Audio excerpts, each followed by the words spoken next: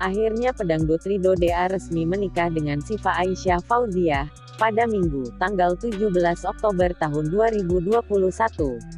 Kedua mempelai mengenakan busana pengantin bernuansa putih yang elegan.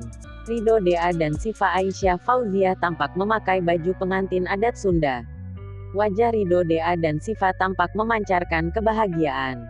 Hari yang ditunggu-tunggu akhirnya tiba. Sayangnya, pemilik nama asli Ridho Syafarudin itu harus mengulang ijab kabul sebanyak 2 kali. Kembaran Rizky DA itu nampak tegang. Awalnya, pedangdut 24 tahun itu menyahut saat ayah Syifa menyebut namanya ketika membaca ijab kabul. Sehingga ijab kabul terpaksa kembali diulang. Lagi-lagi ijab kabul tak berhasil untuk kedua kali.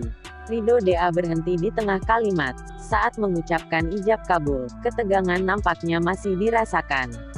Ridho DA akhirnya berhasil membacakan ijab kabul secara lancar di kali ketiga.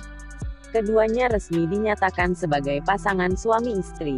Saya terima nikah dan kawinnya Syifa Aisyah Fauziah, binti Fauzi Fauziah, dengan mas kawin perhiasan 57,5 gram, ditambah uang 188 US dollar, dan alat sholat dibayar tunai, kata Ridho. Rizky DA menjadi saksi dalam pernikahan Ridho DA dan Syifa. Saat ijab kabul berhasil diucapkan, seluruh tamu undangan nampak lega. Sebelumnya, undangan pernikahan Ridho DA dan Syifa sempat bocor di media sosial.